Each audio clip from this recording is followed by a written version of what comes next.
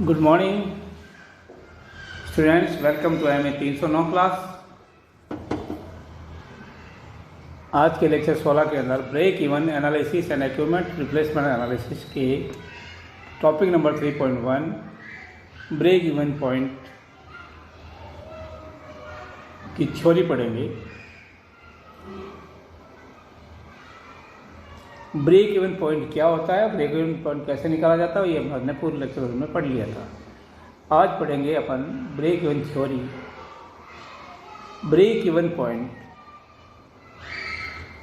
दो वेरिएबल्स की स्थितियों को दर्शाता है, या दो वेरिएबल्स की स्थितियों का वह बिंदु है, कीमत बिंदु है, कॉस्ट पॉइंट है, जहाँ पर वह एक समान रूप से कॉमन वेरिएबल बनता है।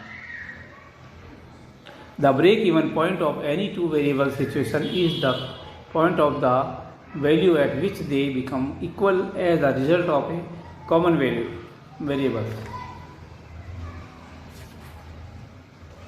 इसकी पहली विधि है मैथमेटिकल मेथड। इसको निकालने की दो विधियां हैं, मैथमेटिकल मेथड और ग्राफिकल मेथड। पहला है ये जो है मैथमेटिकल मेथड। इसके अंतर्गत हम दो चर को मानते हैं।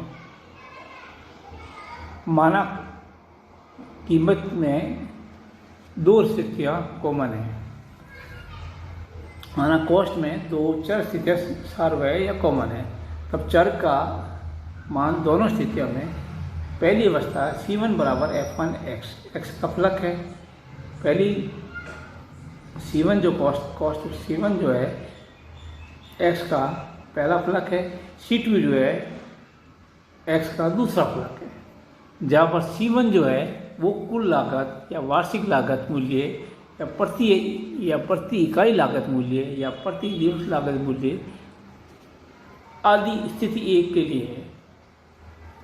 C2 जो है स्थिति 1 के समान ही कुल लागत, वार्षिक लागत मूल्य या प्रति इकाई लागत मूल्य या प्रति दिवस लागत मूल्य दूसरी स्थिति के लिए अप्लाई की जाती है।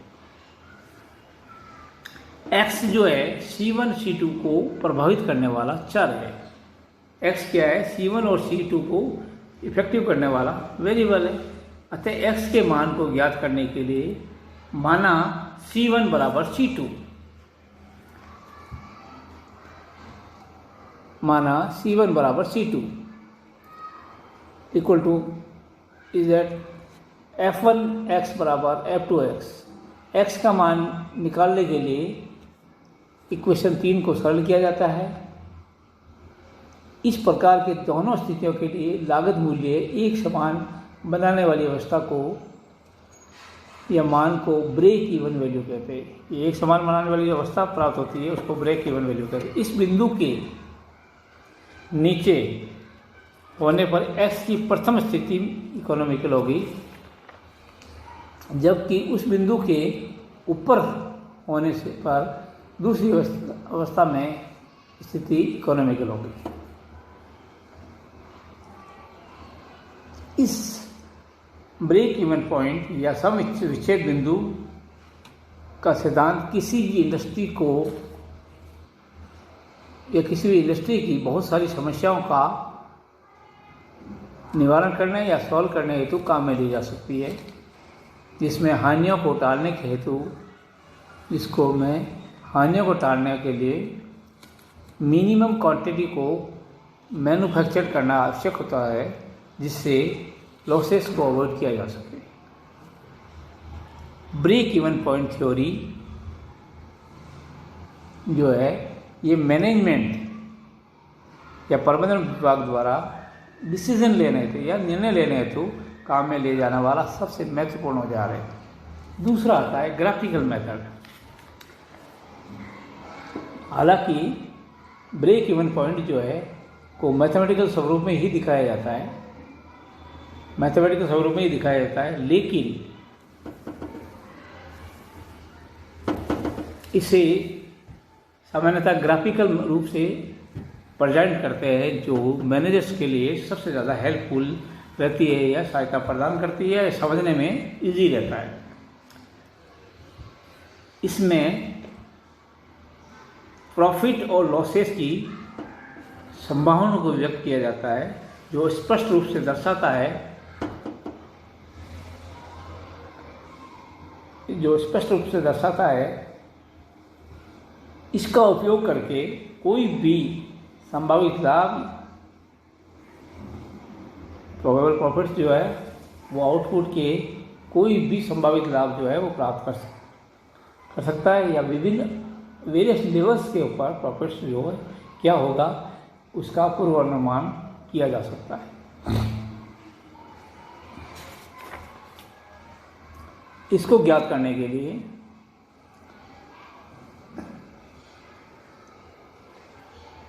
फिगर ड्रॉ किया गया है, फिगर 1 और फिगर 2। फिगर 1 जो है इसमें ब्रेक इवन चार्ट को दर्शाया गया है। इसका उपयोग ब्रेक इवन पॉइंट को तय करने एवं परिवर्तनशील अवस्थाओं को में कॉस्ट एवं आउटपुट के मध्य प्रॉफिट एवं लॉस के अमाउंट को तय करता है या बताता है। इसके अंदर सेल्स एवं एक्सपेंडिचर को रुपयों में व्यक्त किया गया है और जिसे ऊर्ध्वाधर अक्ष पर दिखाया गया है तथा क्षैतिज अक्ष पर जो है आउटपुट के संख्यात्मक मान को दर्शाया गया है। इसके अंदर रेखा बी जो है वो टोटल एक्सपेंडिचर को दर्शाता है और रेखा जो सी है वो सेल्स रेवेन्यू या बेचान राजस्व को दर्शाता है। इन दोनों को आउटपुट के विभिन्न लेवल्स पर इनकम को दर्शाता है। ये बिंदु जहाँ लाइन बी एवं लाइन सी एक दूसरे को इंटरसेक्ट करती है इसे ब्रेक इवन पॉइंट कहते हैं।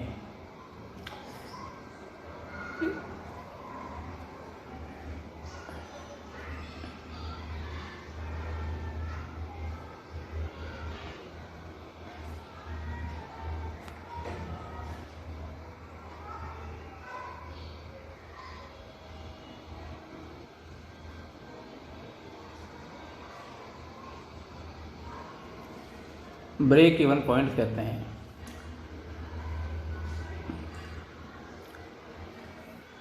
इस लाइन बी एवं लाइन सी के मध्य में अंतर को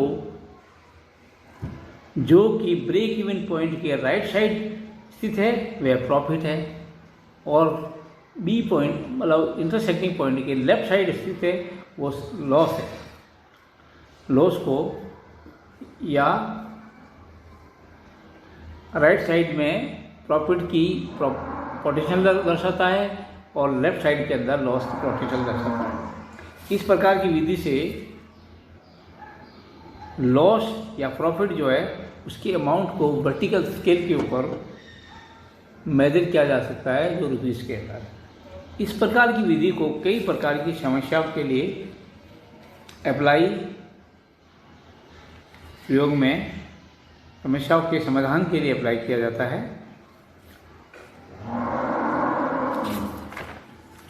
उदाहरणतया एक मैनेजर अगर पुरानी मशीन लेथ मशीन का उपयोग में लेते हुए स्क्रू की मैन्युफैक्चरिंग कर रहा था, जब उसके दिमाग में इस मशीन के स्थान पर स्क्रू मैन्युफैक्चरिंग के लिए ऑटोमेटिक स्क्रू मशीन का उपयोग करना चाहता है, इसके लिए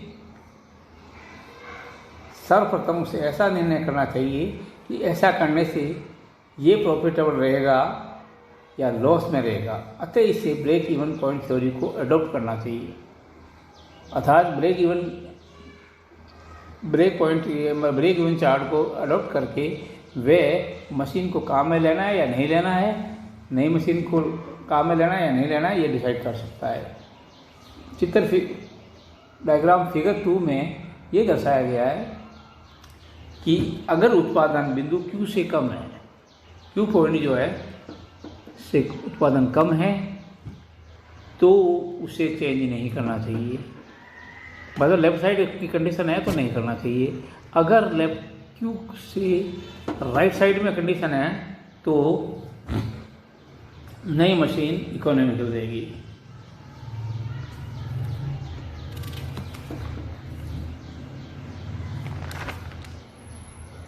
हम एक पंप काम में लेते हैं, ये कोई एक प्रॉब्लम को मैथमेटिकल स्वरूप में समझते हैं। ये 25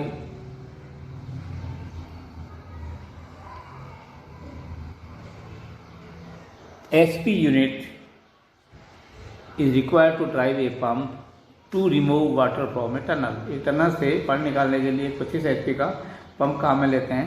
Number of hours for which the power unit will run per hour is dependent on weather conditions. कितने घंटे ये मशीन में पंप काम में लेगा, ये मौसम की कंडीशंस के ऊपर डिपेंड करता है. The power unit is to be use for 4 years. 4 साल के लिए इसे काम में लेना है. 2 प्रकार के प्लान जो है पावर सप्लाई के लिए विचार किए जा सकते हैं. प्लान नंबर पहला जो है, इसके अंदर this plan requires the construction of power line and purchase of electric motor at a total cost of ₹16,000. The salvage value of which is 4,000 after 4 years working cost of electricity per hour of operation is estimated to 6.80. Equipment being automatic, no attendant is needed. Maintenance is estimated to ₹2,400 per annum. Second condition के अंदर है, the plan needs an engine which cost ₹11,000. The engine will be condemned at the end of 4 years. The cost of fuel and oil per hour operation is estimated 8.40 rupees per hour. Wages of operator is ₹2 per hour. Maintenance is estimated at ₹3 per hour of operation. Solution on number part 1. माना कि n number of hours of operation per year. Then total annual cost. पहले case के अंदर 16,000 तो उसकी total cost है, -4,000 जो उसकी साल्वेज वैल्यू है, उनमें से निकाल के 4 का भाग दिया जाता है क्योंकि 4 साल के लिए, प्लस 6.80 ऑपरेशन की एस्टिमेटेड लागत है, प्लस मेंटेनेंस कॉस्ट को उसमें ऐड किया जाता है. ये टोटल आता है 5,400 plus 6.8/1 n. Equation number first. दूसरा आता है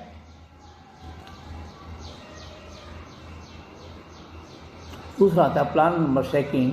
इसके अंतर्गत टोटल एनुअल कॉस्ट जो है 11,000 डिवाइडेड बाई 4 years प्लस 8.4 जो है दैट इज ऑपरेशनल कॉस्ट है पर आवर. 2n जो है दैट इज लेबर चार्ज है. 3n इसका मेंटेनेंस चार्ज है. टोटल जो है that comes 2,750 plus 13.4 n. This is equation number 2. There is one value of n for which the cost of plan first and second will be equal. एक value के लिए plan 1 और 2 जो है एक समान होगा. Hence n may be determined by equating equation number 1 and 2. Equation number 1, 5,400 plus 6.8 n equal to 2,750 plus 13.4 n.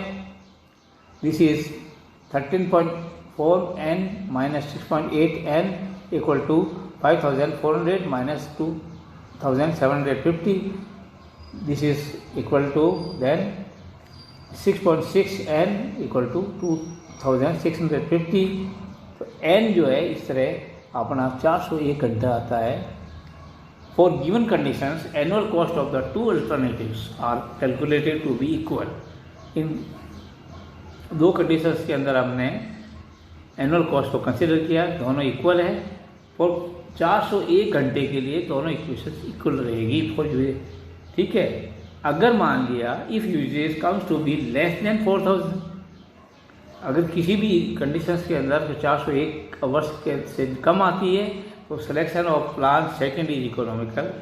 और अगर for a number of hours more than 401 the selection of automatic equipment plan first will be more economical. दोनों पे इस plan में से कौन सा suitable रहेगा, इसकी कंडीशन जो है अपन ने देखी है. Thank you.